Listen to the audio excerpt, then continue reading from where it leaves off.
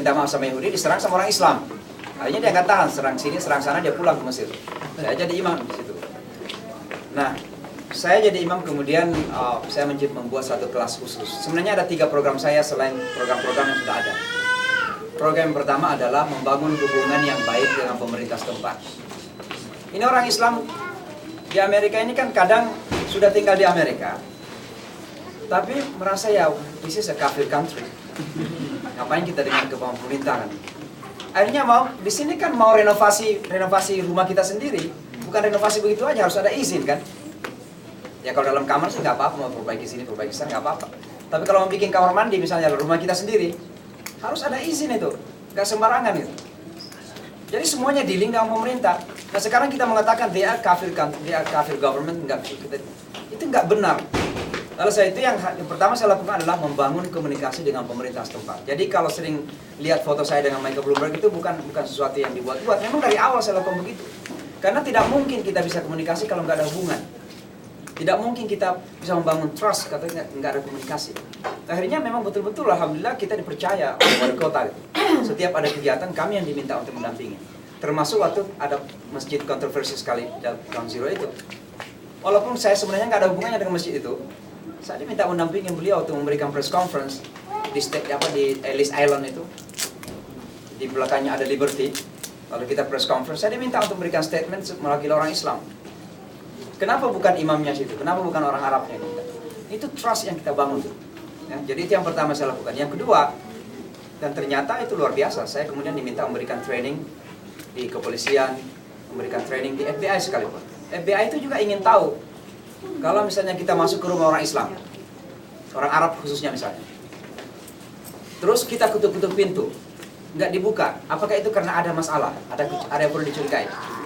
Kita harus berkasih tahu bahwa dalam tradisi kita, kalau seorang istri ada di rumah, tidak laki-laki, boleh jadi dia tidak akan buka pintu, saya bilang. Itu kultur yang harus Anda hormati, kan begitu. Tidak harus ada teroris di dalam, kan. Tapi kan tidak serta-merta harus dibuka pintu. Nah, itu harus mereka tahu. Nah, kalau kita nggak memberitahu ke mereka, dari mana mereka tahu? Sementara informasi-informasi dari internet, dari media, semuanya kan hanya keburukan-keburukan saja. Nah, di situ, jadi ternyata membangun komunikasi dengan pemerintah itu luar biasa manfaatnya. Yang ini yang teman-teman kemudian nggak paham. Nah, belakangan ketika hubungan kita bagus, muncullah di internet itu Syamsi Ali itu FBI, Peace Mouth of FBI, gitu. Juru bicaranya FBI kan. Ya. Dan seterusnya.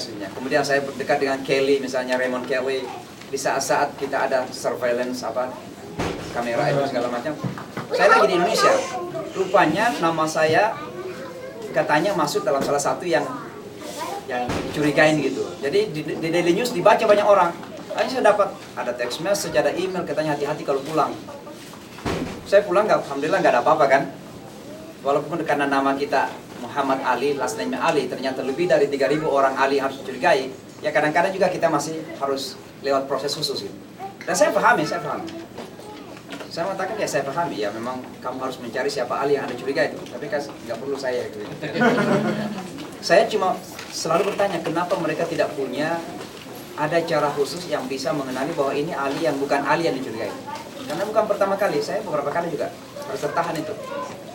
Ya, masuk ke dalam itu. Walaupun nggak ada pertanyaan, cuma harus diproses dalam komputer yang di dalam itu bukan di luar. Nah, mana tadi ya? Untuk surveillance ya. Nah, saya kan tetap membangun komunikasi dengan NYPD di saat-saat imam memboikot. Rata-rata imam memboikot. Saya justru membangun komunikasi. Kenapa? Ada sekitar 600-700 polisi muslim itu. Nah, kalau kita memboikot kepolisian, siapa yang akan berkomunikasi dengan mereka? Begitu. Akhirnya saya tetap membangun. Dan alhamdulillah hasil positifnya itu adalah ternyata ketika saya kembali dari Indonesia tadi itu, saya minta ketemu dengan Raymond Kelly. Karena isu surveillance dan nama saya ada di situ. Saya tanya kepada beliau, kenapa ada surveillance? Dia ketawa. Dia bilang begini, kota New York itu adalah kota kamera, dia bilang. Jangankan dia bilang di masjid, sinagog juga ada kamera, dia bilang. Di City Council pun, di DPRD pun ada kamera, di City Hall juga ada kamera situ, dia bilang. Jadi masjid-masjid, sinagog-sinagog, gereja itu memang ada kamera gitu. Tapi bukan kita mengkamerai orang yang sholat. Cuma memang dia bilang kita ini kan punya intelligence. Kalau di salah satu masjid memang ada individual yang sesuai dengan informasi intelligence yang akurat bahwa memang harus dicurigai, itu yang kita follow up. Tapi bukan berarti semua orang Islam yang datang ke masjid harus kita dikamerain, harus difoto kan begitu. Ini yang kita klarifikasi. Saya bilang kalau begitu itu menjalankan tanggung jawab Anda. Iya, ini masalah security dia bilang. Dan kita tidak compromise. Kita nggak mau jatuh ke lubang yang sama dia bilang. Yang begitu. 2 jam saya ngomong sama dia. Jadi saya paham betul apa itu surveillance maksudnya. Saya bilang bagaimana dengan mata-mata? Dia bilang ya, memang itu tugas FBI katanya mata-matai. Kalau ada kejadian insecurity, ketidakamanan di mana-mana saja, ya pasti ada yang nyusup di situ untuk mata-matai tugas. Wajar-wajar dia bilang memang begitu. Kita nggak perlu tutupin gitu. Dan lain sebagainya. Jadi hal-hal ini kita klarifikasi langsung. Kenapa bisa kita klarifikasi? Karena kita membangun komunikasi dengan pemerintah setempat. Ya ini teman-teman banyak tidak tahu. Banyak tidak tahu. Dan kemudian dia nulis di internet, nulis belakang. Itu meskipun mata-mata dari orang Islam sendiri gitu. Ya ada orang Islam yang kemudian di-hire oleh mereka. Ada. Ya. Ada orang Mesir pernah di-hire dan ternyata orang jakutnya panjang. Kalau berdoa seperti menangis, ternyata dia mata-mata. Itu belakang ketahuan. Makanya saya bilang kepada teman-teman, kepada anak muda, yang penting Anda bertanggung jawab aja. Tidak perlu khawatir, Anda bertanggung jawab aja. Tanggung jawab itu artinya lakukan sesuai dengan konstitusi yang ada, aturan yang ada. Kita tahu dong apa yang benar, apa yang salah sesuai dengan aturan Amerika kan. Lakukan seperti itu. Tidak perlu khawatir siapa yang mendengarkan Anda bicara, kan Anda tidak mengatakan nanti mari kita keluar membakar gedung, nggak ada kan. Kita menyampaikan yang benar aja. Dan kita itu tanggung jawabnya bukan hanya kepada pemerintah sih, tanggung jawab kita kepada Allah. Begitu. Begitu seterusnya. Jadi yang pertama saya lakukan. Yang kedua adalah, walaupun saya tadi sudah melakukan interfaith dialog, ketika saya menjadi imam di Islamic Center itu baru saya betul-betul intensifkan yang namanya interfaith dialog. Secara formal, secara institusi. Dan ternyata hasilnya luar biasa.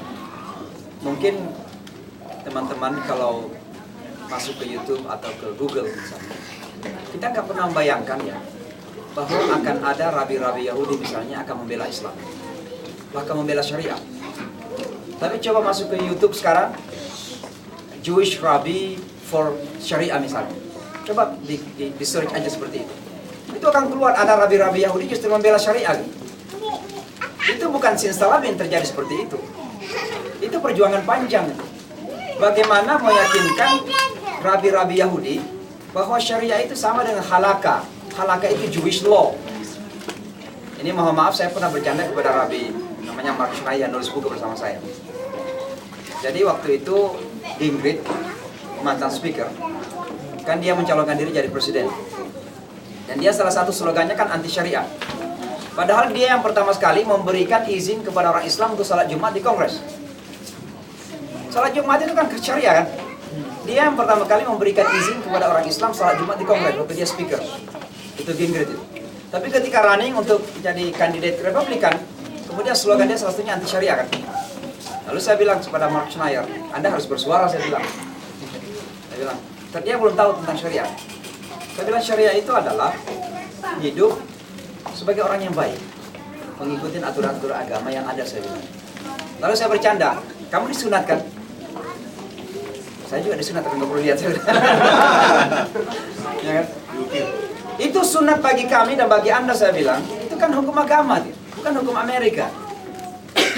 Itulah syariah, saya bilang. Jadi kalau syariah dilarang di Amerika, hukum kamu itu harus dilarang, saya bilang. Mark Schneier di mana-mana kemudian membela syariah. Baru-baru ini kita pulang dari selain untuk diskusi buku, baru pulang dari Vienna, Austria.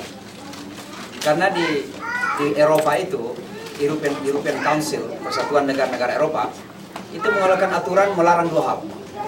Yang pertama, circumcision, sunat, dan yang kedua ritual slaughtering. Jadi tidak boleh lagi motong hewan itu pakai pisau, maunya di elektrik dulu. Karena alasannya itu abusing hewan.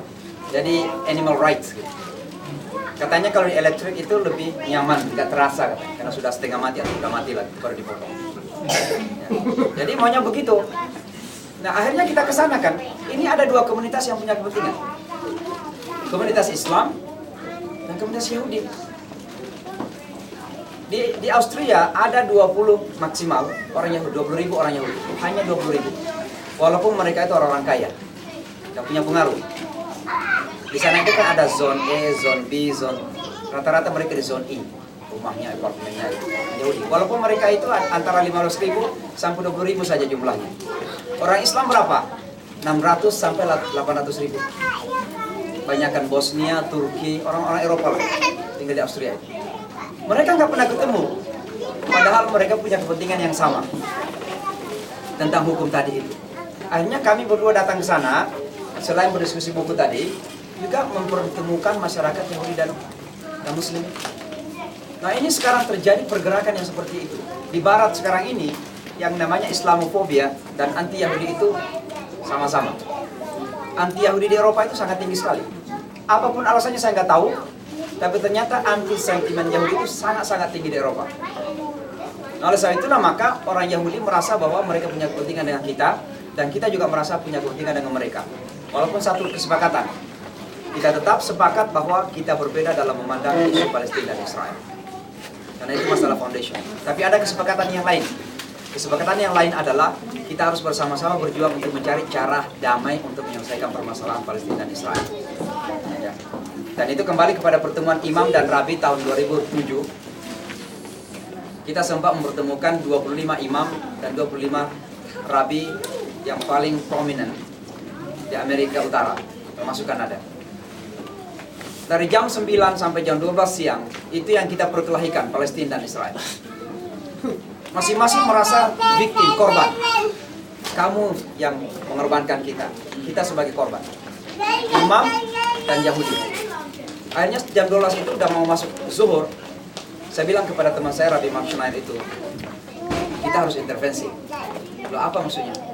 Saya bilang, tolong tanyakan kepada Rabbi Yahudi. Dan saya akan tanya kepada imam muslim ini. Dua pilihan saja. Mau perang sampai hari kiamat, atau mau damai. Mana yang mau dipilih? Ternyata dia bertanya kepada Rabbi Yahudi, semua Rabbi yang ada itu mau damai gitu. Saya tanya kepada imam, apa kita mau perang sampai hari kiamat atau mau damai? Semua mengatakan mau damai. Kalau begitu saya bilang kita sudah punya kesepakatan. Dua grup ini, Muslim dan Yahudi, mau damai. Tantangan yang harus kita hadapi sekarang adalah bagaimana mencari cara agar kita bisa sampai kepada pulau perdamaian itu. Nah, singkat cerita Bapak Ibu sekalian, itu yang kedua yang saya lakukan, dan alhamdulillah manfaatnya sangat luar biasa. Di saat-saat kita diserang, di saat-saat Islamofobia meninggi, ternyata kalau yang bersuara itu adalah non-Muslim, itu lebih efektif daripada kita sendiri. Pernah dengarkan hearing Kongres Peter King dengan judul radikalisasi umat Islam di Amerika?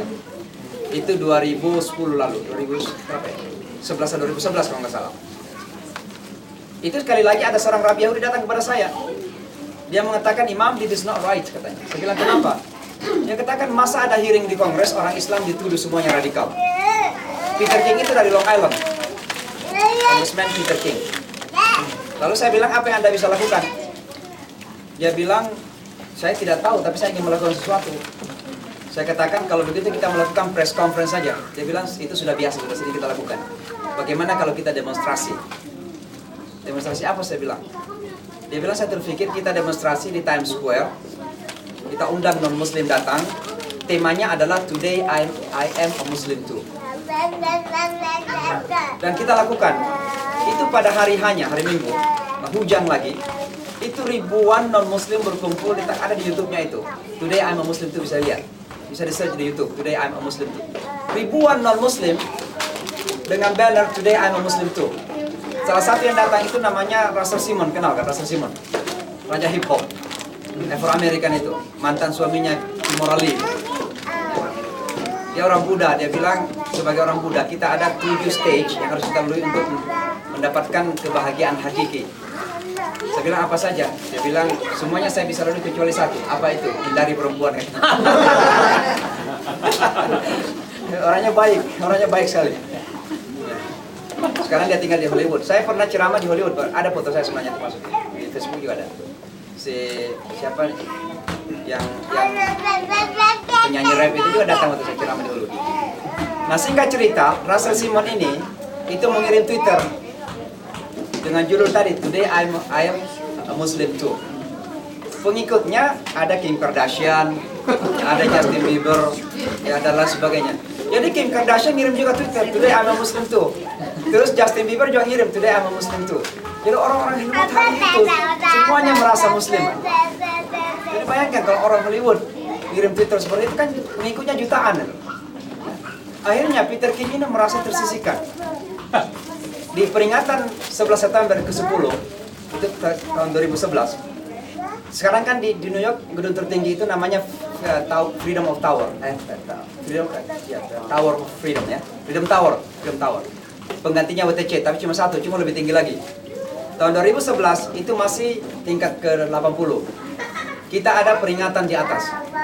Peringatan 11 September di tingkat 80 itu. Saya kebetulan salah satu yang diundang. Datang dia Peter King. Jauh-jauh dia datang jawab tangan sama saya. Orang pada heran kan, siapa ini kongresmen kok mendatangin dia kan. Jadi orang-orang Amerika yang tidak kenal saya heran dia. Rupanya datang saja mengucapkan selamat dengan demonstrasi itu. Karena saya ketuanya kan. Jadi itu, rupanya dia lihat juga Twitter berkeliaran di mana-mana today I'm Muslim. Itu salah satu hasil daripada interfaith dialog yang kita lakukan. Dan sampai sekarang orang Kristen, orang Yahudi membela Islam di mana-mana di saat kita diserang. Nah yang ketiga itu yang saya ceritakan kemarin panjang lebar, membuat kelas khusus untuk non-Muslim. Ya, dan alhamdulillah dari sekian banyak yang datang mendengarkan penjelasan kita tentang Islam itu ya 70% mungkin lebih pada akhirnya Allah berikan hidayah kepada mereka. Bukan kita yang memberikan hidayah, tapi Allah yang memberikan hidayah kepada mereka. Nah itu singkat cerita ya sampai hari ini saya masih di sini terdampar dan masih di New York juga. Kalau orang tanya kapan mau kembali ke Indonesia, saya nggak tahu apa kembali ke Indonesia atau kembali ke alam yang lain, tapi pasti itu lain lagi masalahnya kan, karena yang paling penting kita hidup ini akan dijalani secara maksimal. Ya. Saya merasakan hidup ini bukan apa bentuknya, tapi apa manfaatnya. Ya mungkin di sini kita dikenal seorang imam. Kalau di Indonesia kata imam itu biasa imam masjid gitu ya. Itu tidak apa-apa, yang penting manfaatnya lebih luas. Kalau saya pulang ke Indonesia paling kan ditarik oleh partai ini, partai itu mungkin. Ya mungkin jadi DPR lah gitu ya. Nanti DPR kita berkelahi gitu. Tapi kalau di sini kan ya mungkin bisa ketemu dengan teman-teman, bisa ketemu dengan non-muslim, bisa berdialog ya. Satu kata mungkin manfaatnya lebih besar kepada masyarakat luas. Nah itu yang saya rasakan. Saya kira itu sekarang pengantar ya, pengantar panjang saya kira. Nah kembali kepada isu generasi ya. Bagian kedua ya? Bagian kedua aja? Jadi generasi bagian kedua kan? Oh oke. Baik. Jadi saya kira memang sebagai orang Islam yang hidup di Amerika ini atau